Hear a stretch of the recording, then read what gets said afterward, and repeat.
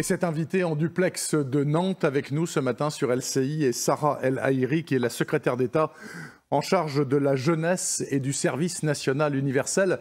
Madame, bonjour. Alors, je sais que vous êtes en congé, mais je sais aussi que vous suivez l'actualité forcément, et vous suivez notamment, j'imagine, le drame qui a touché la ville de Colmar et cette petite communauté afghane suite à ce qui s'est passé il y a quelques jours. Un jeune homme donc, qui faisait du rodéo avec sa moto. Il a été interpellé parce qu'il faisait du bruit. Il a été interpellé par ce jeune Afghan.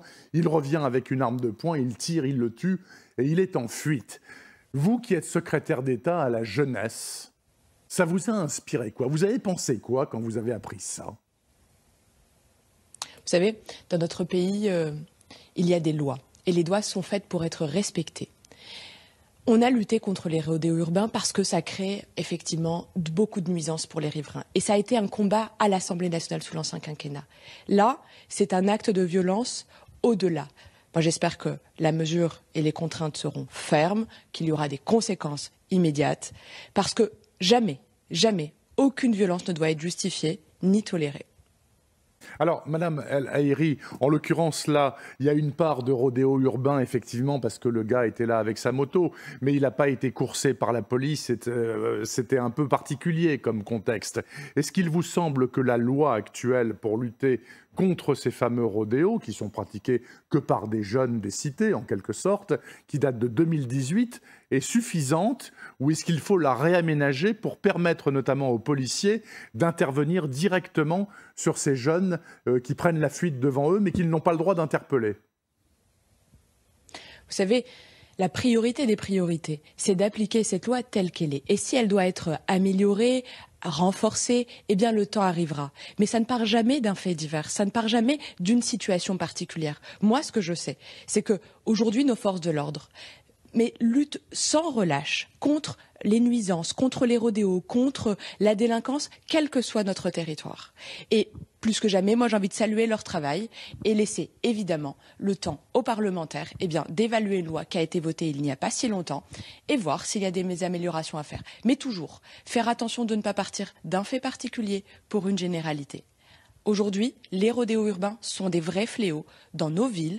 Il y en a à Nantes, il y en a malheureusement à Colmar, il y en a dans beaucoup de villes françaises. Plus que jamais, la saisie des biens, l'interpellation des jeunes qui font des rodéos et leur condamnation est la mesure nécessaire pour beaucoup de fermeté. Ensuite, bien sûr, beaucoup d'éducation et de prévention. La responsabilité des parents dans cette éducation, bien sûr, toujours, parce qu'il ne faut pas oublier que ce sont des engins motorisés qui sont utilisés. Et au-delà de ça, plus que jamais, de la sécurité routière, parce qu'on sait que ça provoque des accidents et ça met en danger des vies. Éric de Couty a une question pour vous, madame. Oui, madame El Haïry, on vous entend ne pas réagir, surréagir à un fait divers, vous avez dit. Donc vous considérez que les déclarations de Gérald Darmanin il y a quelques jours de modifier la loi justement à chaud après une succession d'épisodes en région parisienne était une mauvaise idée et qu'aujourd'hui, ça n'est pas le sujet. Gérald Darmanin s'est trompé selon vous? Absolument pas. Absolument pas. Le ministre de l'Intérieur est compétent sur la tranquillité publique, sur l'ordre public, sur la sécurité. Et encore une fois, il est le premier en charge de cette sécurité du quotidien. Et donc, il évalue cette loi avec les parlementaires. Et s'il faut la modifier, il faudra la modifier. Mais encore une fois, je ne crois pas que ce soit utile. En tout cas, aujourd'hui, moi, je suis en charge de cette jeunesse, en charge de l'engagement, en charge des chemins d'émancipation. Et je suis une parlementaire. Et parce que j'étais députée, alors je sais à quel point ce travail d'évolution de la loi se fait avec le ministre concerné et les parlementaires. Madame El Haïry, vous êtes en charge notamment du service national universel qui intéresse en priorité les jeunes de 15 à 17 ans. Alors, on sait pourquoi et dans quel état d'esprit ce service national a été mis en place. Mais, par exemple, dans la situation actuelle de l'armée française, qui manque de personnel, qui manque peut-être de vocation et d'attrait, est-ce qu'il vous semble que ce SNU, appelons-le comme ça, peut être un élément aspirant et inspirant pour les jeunes? Le service national universel, c'est d'abord une aventure citoyenne. Le service national universel n'est pas le service militaire. Oui. Il a vocation à créer de l'engagement, de la mixité, un temps aussi de compréhension entre nos jeunesses. Revenons à l'essence même. Nos jeunes ne se croisent plus. Entre 15 et 17 ans, un jeune de Colmar, un jeune de Nantes, un jeune d'Aurillac, un jeune de Guéret n'a plus finalement de temps en commun. Eh bien, pour créer ces temps et pour qu'ils puissent apprendre les gestes qui sauvent, apprendre à réagir devant des incendies, apprendre à réagir devant des intempéries, mais aussi finalement vivre la République au quotidien, c'est-à-dire se rendre compte à quel point, eh bien, ils ont des points communs. Le service national universel est fait pour ça d'abord. C'est pour ça qu'il est encadré par l'éducation nationale, le monde associatif et des corps en uniforme, des réservistes ou des retraités de nos armées, pour finalement garder l'excellence des trois. L'excellence de nos armées, l'excellence de l'éducation nationale et l'excellence du monde associatif et de l'engagement bénévole. C'est pour ces jeunes que nous investissons, pour qu'ils aient finalement les moyens de s'épanouir, de trouver leur place dans notre société, de devenir des bénévoles, de faire des services civiques, pour aller avoir suffisamment d'énergie, découvrir l'Europe et vivre leur citoyenneté européenne. Notre jeunesse, elle a besoin d'abord d'un champ des possibles, de plus d'égalité des chances, tout ça en créant du commun. C'est pour ça qu'il y a le service national universel, c'est pour ça que ça ne coûte rien aux parents, qu'il n'y ait pas d'inégalité d'accès par la situation sociale. Voilà le projet qu'est celui du service national universel. Créer encore plus finalement de commun, de collectif et de patriotisme. Je vous entends bien, Madame El Haïry, mais pourtant, c'est pas forcément facile tous les jours avec les jeunes. Vous-même, par exemple, il y a quelques années, vous avez été confronté à un problème. Vous avez eu une prise de parole publique avec des jeunes. Ensuite, vous avez suggéré que soit chantée la Marseillaise. Ils voulaient pas la chanter, la Marseillaise. Ça s'est pas bien passé entre eux et vous. Ce sont pas ces jeunes-là qui vont au service national universel. Ce sont d'autres jeunes à ce moment-là. Le projet du service national universel, non, le projet du service national universel, il est d'être par essence universel. C'est-à-dire des jeunes qui viennent de situations diverses. On ne leur demande pas s'ils sont en décrochage ou s'ils ont une mention une mention à leur brevet. On leur demande pas s'ils viennent des beaux quartiers ou des quartiers les plus en difficulté. On leur demande de venir vivre une aventure citoyenne, d'abord et avant tout. Et c'est pour ça que si ces jeunes qui ne souhaitaient pas à un moment chanter cette Marseillaise, absolument essentielle parce que c'est un commun, se retrouvent avec d'autres jeunes et que tous les matins ils lèvent notre drapeau, qu'ils chantent notre Marseillaise et que l'après-midi ils font du sport, qu'ils découvrent nos institutions et qu'ils créent ce souvenir commun, ce creuset républicain, alors j'ai la certitude que entre eux, eh bien, ils bâtiront une société plus forte. Notre jeunesse, elle n'est pas uniquement notre avenir, elle est notre présent. Et entre 15 et 17 ans, eh bien, il y a des fondamentaux qui sont acquis. Et je crois que se dire vivre un séjour de cohésion et ensuite rendre aussi, en allant découvrir le monde associatif, en s'engageant à la SPA, en rejoignant les cadets de la gendarmerie, en rejoignant les réserves, qu'elles soient des armées ou de l'éducation nationale, eh bien, on prend sa place. Et il n'y a pas plus beau moment qu'un moment où on retrouve de la fierté dans le regard de ses parents ou dans le regard de ses encadrants. Et là, c'est un équilibre entre finalement un nouveau droit, un droit pour tous, pour toute notre jeunesse, et évidemment, eh bien, cette responsabilité, ce devoir de s'engager et de trouver l'engagement qui nous épanouit le plus, quels que soient les défis qui sont les nôtres aujourd'hui, la solitude, l'environnement, la crise climatique ou encore, simplement, eh bien, cette nécessité de créer de la cohésion sociale. Éric de Coutty. Oui, Madame El Haïry, on entend bien votre discours sur l'engagement, la nécessité de créer un creuset européen. Au cœur de l'été, il y a eu une proposition qui pourrait participer à créer ce creuset européen, notamment pour les jeunes, celle d'accorder le droit de vote aux étrangers, aux élections tous les étrangers, tous. À tous les étrangers. Est-ce que vous trouvez que c'est de nature, alors ça a été discuté, un peu controversé, est-ce que vous pensez que cette idée-là pourrait être de nature à justement participer à un élément d'intégration, notamment des plus jeunes?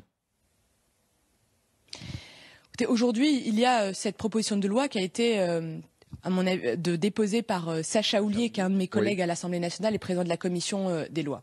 Il se trouve que, moi, à titre très personnel, je n'y suis pas favorable pour une raison toute simple. Mes parents ont été naturalisés. Et pour participer à la vie citoyenne de notre pays, eh bien, ils ont fait le choix de rentrer dans notre communauté nationale.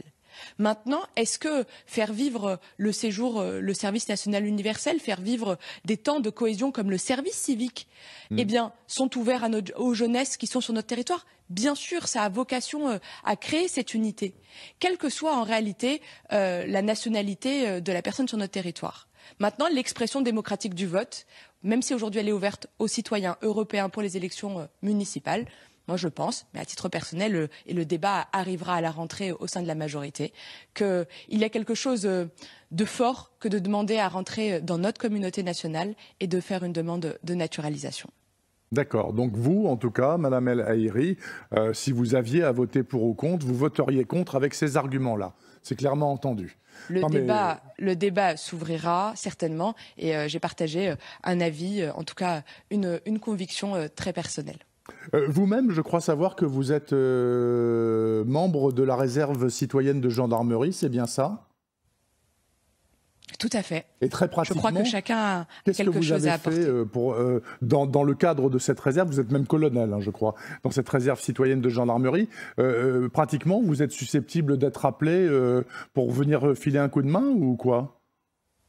Il se trouve qu'actuellement, je suis membre du gouvernement, mais quand je ne l'étais pas, quand on fait partie de la réserve, bien sûr qu'on s'engage, on apporte une compétence, une expertise, du temps. Et vous savez, dans notre pays, le plus important, c'est de trouver finalement là où on est le plus utile, là où on a un pouvoir d'agir, que l'on soit volontaire sapeur-pompier. Et on a vu à quel point ils sont absolument essentiels aujourd'hui dans la lutte contre les incendies. Quand l'on rejoigne les cadets de la gendarmerie en étant un peu plus jeunes, en permettant des actions de sensibilisation, d'ailleurs, sur les incendies, par exemple, puisque c'est notre actualité, ou lutter contre la solitude quand il y a de la canicule, quand on rejoint une réserve, celle de la police, ou encore, je pense à la réserve de l'éducation nationale, eh bien, on met à disposition de notre nation, de notre grand pays, une expertise, un savoir-faire, comme on sait le mettre à disposition d'une association quand on est bénévole et bénévole engagé.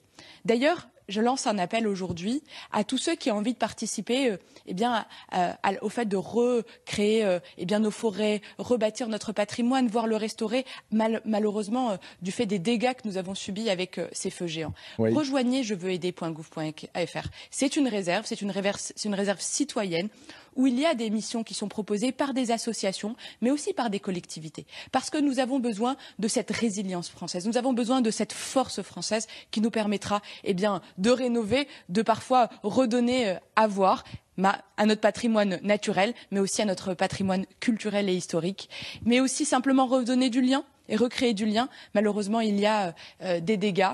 Et plus que jamais, nous avons besoin de ce lien fort. Alors rejoignez cette réserve. Et il y a un certain nombre de missions. Et je pense que c'est aussi ça, faire émerger son pouvoir d'agir. Il nous reste une toute petite minute, Madame El Haïry, et une question d'Éric de Coutty. Oui, une question qui est qui sort peut-être un peu de votre champ de compétences, mais c'est la jeunesse. Il y a un certain nombre d'informations qui sont publiées aujourd'hui. C'est la rentrée universitaire dans quelques semaines et que les étudiants sont en grande difficulté parce que le coût est extrêmement important aujourd'hui. Ils sont dans les grandes difficultés. Donc, que faire pour ces jeunes, ces étudiants ? Il y a d'abord effectivement une urgence, celle d'accompagner cette rentrée pour les étudiants. Le gel évidemment des coûts d'inscription, le retour du repas à 1 € qu'on n'a jamais arrêté depuis le Covid pour tous les étudiants boursiers. C'est le repas à 1 € au sein des Crous. Il y a une aide exceptionnelle qui est versée, celle de 100 € à tous les étudiants boursiers, plus ceux qui ont des APL, les jeunes qui ont des APL. Mais d'abord et avant tout, baisser le coût de la sécurité sociale, puisque nous avons supprimé sa cotisation. Et enfin, j'ai envie de vous dire, la mobilisation de toutes les forces en présence. La loi pouvoir d'achat qui a été votée à l'Assemblée nationale et au Sénat permettra évidemment du pouvoir d'achat pour tous. Depuis hier, il se trouve qu'il y a une aide exceptionnelle pour également pouvoir acheter un vélo qu'il soit classique ou électrique. Elle est de à peu près de 150 € jusqu'à 2000 € pour les vélos qui ont des cargos ou des remorques. Plus que jamais, on sait que cette inflation touche d'abord les hydrocarbures et le carburant. Aux étudiants qui ont des déplacements qui peuvent être faits en vélo, en complément de ce que font déjà les universités, n'hésitez pas aussi à faire évoluer vos moyens de locomotion quand malheureusement il n'y a pas de transport en commun entre le logement et le site universitaire. Mais nous sommes aux côtés de nos étudiants avec Sylvie Retailleau. Eh bien cette rentrée, elle sera complète. Il y a un certain nombre d'accompagnements sociaux d'abord, mais aussi jamais hésiter à pousser la porte du Crous parce qu'il y a des aides spécifiques.